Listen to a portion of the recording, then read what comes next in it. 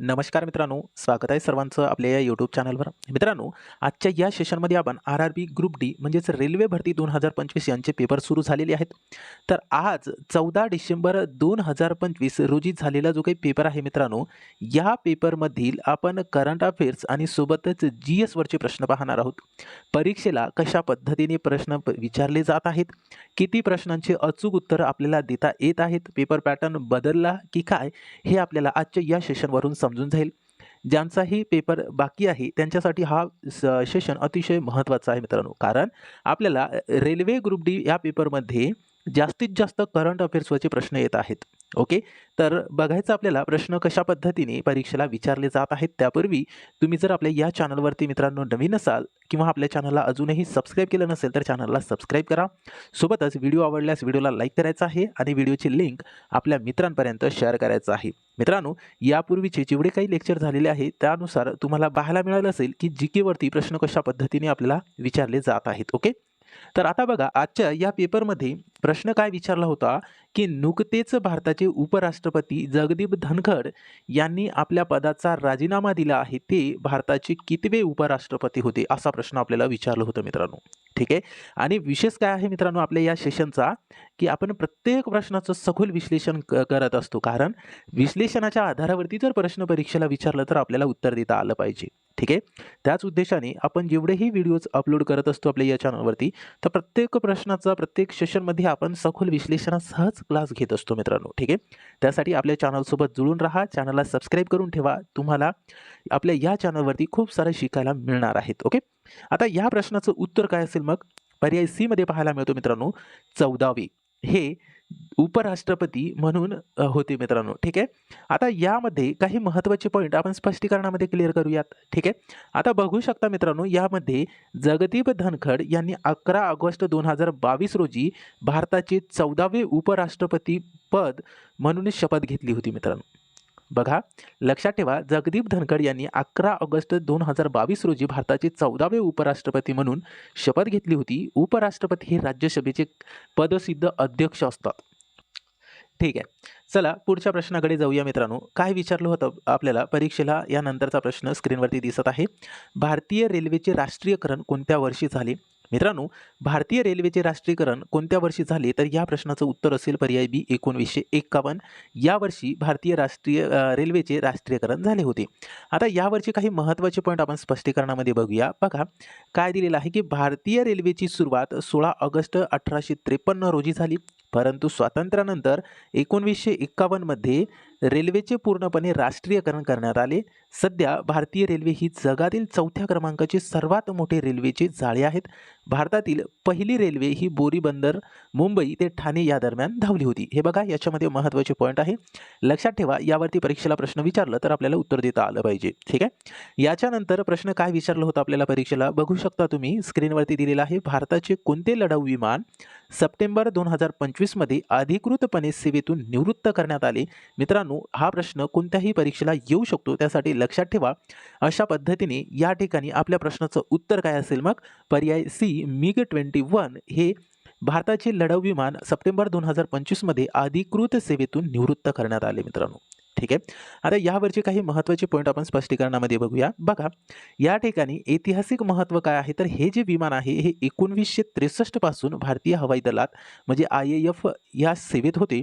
1965, 1971 आणि कारगिल युद्धासह प्रत्येक मोठ्या संघर्षात या विमानाने महत्त्वाची भूमिका बजावली आहे.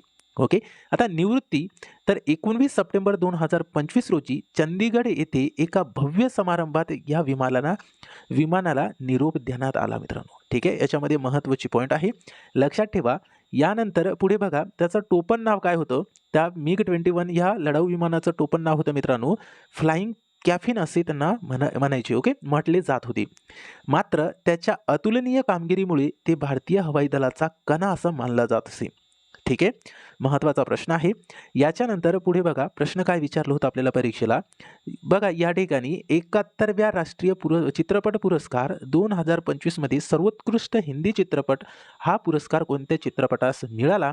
मित्रांनो, या प्रश्नाचं उत्तर काय असेल? पर्याय ए, कतल जॅकफ्रूट मिस्ट्री या चित्रपटाला 71वा राष्ट्रीय चित्रपट पुरस्कार 2025 मध्ये सर्वोत्कृष्ट हिंदी चित्रपट म्हणून पुरस्कार मिळाला. ओके, आता यावरची काही महत्त्वाचे पॉईंट आपण स्पष्टीकरणामध्ये बघूया. बघा काय दिलेलं आहे.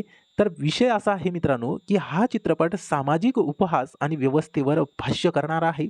यामध्ये कलाकार होते सान्या मल्होत्रा यांनी यात मुख्य भूमिका म्हणून साकारली.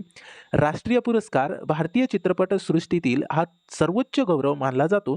परीक्षेत सर्वोत्कृष्ट चित्रपट आणि सर्वोत्कृष्ट हिंदी चित्रपट यातील फरक लक्षात ठेवणं हे गरजेचं आहे मित्रांनो. ठीक आहे, सर्वोत्कृष्ट चित्रपट जर म्हटलं तर 12th फेल ह्या चित्रपटाला मिळालेला आहे आणि सर्वोत्कृष्ट हिंदी चित्रपट म्हटलं तर कथल अ जॅकफ्रूट मिस्ट्री यांना मिळालेला आहे. एवढे लक्षात ठेवायचं आहे. ओके, ही या ठिकाणी महत्त्वाची पॉईंट आपण स्पष्टीकरणात घेतली आहे. याच्यानंतर पुढचा प्रश्न बघा, परीक्षेला काय विचारलं होतं आपल्याला. 1 ऑगस्ट 2025 पासून विक्रम साराभाई अंतराळ केंद्र VSSCच्या नवीन संचालकपदी कोणाची नियुक्ती करण्यात आली आहे? मित्रांनो, या प्रश्नाचं उत्तर काय असेल? पर्याय सी, डॉक्टर ए राजराजन यांची नियुक्ती करण्यात आली आहे नवीन संचालकपदी विक्रम साराभाई अंतराळ केंद्र या ठिकाणी. ओके, आता यावरचे काही महत्त्वाचे पॉईंट आपल्याला स्पष्टीकरणामध्ये क्लिअर करायचं आहे. बघा, आता ही जी संस्था आहे विक्रम साराभाई रिसर्च सेंटर या ठिकाणी, हे VSSC हे भारतीय अंतराळ संशोधन संस्थेचे म्हणजेच इस्रोचे एक प्रमुख केंद्र आहे, जे प्रामुख्याने रॉकेट आणि प्रक्षेपण म्हणजे लॉन्च व्हेकल विकासावर लक्ष केंद्रित करते. ठीक आहे, आता याच्यानंतर याचा कार्यकाळ आपल्याला या ठिकाणी लक्षात ठेवायचा आहे. कार्यकाळ काय आहे मित्रांनो? तर डॉक्टर ए राजराजन यांनी 1 ऑगस्ट 2025 पासून ही जबाबदारी स्वीकारली आहे. यापूर्वी त्यांनी सतीश धवन अंतराळ केंद्र मध्ये महत्त्वाची भूमिका बजावली होती. ओके, महत्त्वाचे पॉईंट आहे, लक्षात ठेवा मित्रांनो. पुढचा प्रश्न पाहण्याआधी तुम्हाला जर दररोज अशाच पद्धतीने सखोल विश्लेषणासह शिकायचं असेल मित्रांनो, दररोज फ्रीमध्ये, तर आपल्या या यूट्यूब चॅनलला सबस्क्राईब करायचं आहे. इग्नाईट करिअर पॉईंट या आपल्या यूट्यूब चॅनलला सबस्क्राईब करून बेल आयकॉनवरती क्लिक करा. म्हणजे जेव्हा आपण व्हिडिओ अपलोड करेल मित्रांनो, तेव्हा काही सेकंदामध्ये तुम्हाला व्हिडिओचे नोटिफिकेशन मिळून जाईल. ठीक आहे, आणि तुम्ही बघत असाल यापूर्वीचे जेवढेही लेक्चर तुम्ही बघितलं असेल त्या प्रत्येक सेशनमध्ये आपण सखोल विश्लेषणासह घेतलेला आहेत. आपण अंकगणित, बुद्धिमत्ता, मराठी व्याकरण आणि सोबतच GK GSचा या ठिकाणी सखोल विश्लेषणासह अभ्यास करत असतो मित्रांनो. ठीक आहे, फ्रीमध्ये आपल्या या यूट्यूब चॅनलवरती तुम्हाला दररोज शिकायला मिळणार आहेत. दुपारी 3 वाजता आपण व्हिडिओज अपलोड करत असतो. ठीक आहे, त्यासाठी आपल्या या चॅनलसोबत जुळून राहायचं आहे. चॅनलला सबस्क्राईब केलं नसेल तर चॅनलला सबस्क्राईब करून ठेवायचं आहे. तुम्हाला या ठिकाणी दररोज स्पर्धा परीक्षेशी रिलेटेड कंटेंटच आपल्या या यूट्यूब चॅनलवरती पाहायला मिळत जाईल मित्रांनो. ठीक आहे, सोबतच आपल्या टेलिग्राम ग्रुपला सुद्धा जॉईन करायचं आहे. त्याची लिंक व्हिडिओच्या डिस्क्रिप्शन बॉक्समध्ये दिलेली आहे. त्यामध्ये आपण क्लासेसची PDF सोबतच मित्रांनो स्पर्धा परीक्षेशी रिलेटेड अपडेट त्या ठिकाणी टाकत असतो. ओके, चला मग पुढे बघायचं आपल्याला. परीक्षेला प्रश्न काय विचारलं होतं? तर या ठिकाणी स्क्रीनवरती दिसत आहे की आकाश प्राईम ही क्षेपणास्त्र सुरक्षा प्रणाली खालीलपैकी कोणी विकसित केली आहे? मित्रांनो, या प्रश्नाचं अचूक उत्तर असेल पर्याय बी, DRDO. ओके, आता यावरचे काही महत्त्वाचे पॉईंट आपण या ठिकाणी स्पष्टीकरणात क्लिअर करूया. बघा, आकाश प्राईम ही आकाश क्षेपणास्त्राची एक प्रगत आवृत्ती आहे. हे जमिनीवरून हवेत मारा करणारे म्हणजे सरफेस टू एअर क्षेपणास्त्र आहे. हे शत्रूची विमाने, हेलिकॉप्टर्स आणि ड्रोन अचूकपणे टिपण्यासाठी डिझाईन केले आहे. ओके, क्लिअर झालं? चला, आता आपल्याला पुढचा प्रश्न बघायचा आहे. परीक्षेला काय विचारलं होतं? तर बघू शकता स्क्रीनवरती आपल्याला प्रश्न दिसतोय की नुकतेच भारताने कोणत्या 2 बॅलिस्टिक क्षेपणास्त्राची यशस्वी चाचणी ओडिशातील चांदीपूर येथून घेतली? मित्रांनो, हा दुसऱ्या स्टेपमध्ये विचारलेला हा प्रश्न आहे. तर या ठिकाणी काय असेल मग प्रश्नाचं करेक्ट उत्तर? तर पर्याय बी मध्ये पाहायला मिळतो पृथ्वी 2 आणि अग्नी 1. ओके, आता यावरचे काही महत्त्वाचे पॉईंट आपण स्पष्टीकरणात क्लिअर करूया. बघा, आता पृथ्वी 2 हे जे आहे हे कमी पल्ल्याचे जमिनीवर मारा करणारे क्षेपणास्त्र आहे. तर अग्नी 1 हे जे आहे हे भारताच्या अण्वस्त्र वहन क्षमतेचा कणा मानला जातो. या चाचण्यामुळे भारताच्या संरक्षण दलाची स्ट्रॅटेजिक फोर्स कमांड अधिक मजबूत झाली आहे. क्लिअर झालं? हे महत्त्वाचे पॉईंट आहे, लक्षात ठेवा. याच्यानंतर आपल्याला परीक्षेला काय प्रश्न विचारला होता ते बघा. जगातील सर्वात महागडी महिला फुटबॉलपटू कोण बनली आहे असा प्रश्न आपल्याला विचारला होता. तर मित्रांनो, या प्रश्नाचं अचूक उत्तर काय असणार आहे? तर पर्याय सी मध्ये पाहायला मिळतो ओलिव्हिया स्मिथ. ही जगातील सर्वात महागडी महिला फुटबॉलपटू बनली आहेत. ओके, आता यावरची काही महत्त्वाचे पॉईंट आपण स्पष्टीकरणात क्लिअर करूया. ही कोणत्या देशाची आहे? तर कॅनडाची प्रतिभावान खेळाडू आहे मित्रांनो. ओलिव्हिया स्मिथ हिला लिव्हरपूल एफ.सीने करारबद्ध केल्याने ती सध्या चर्चेत आहे. महिला फुटबॉलपटूमधील एक ऐतिहासिक व्यावसायिक झेप मानली जात आहे. ओके, हे या ठिकाणी लक्षात ठेवा.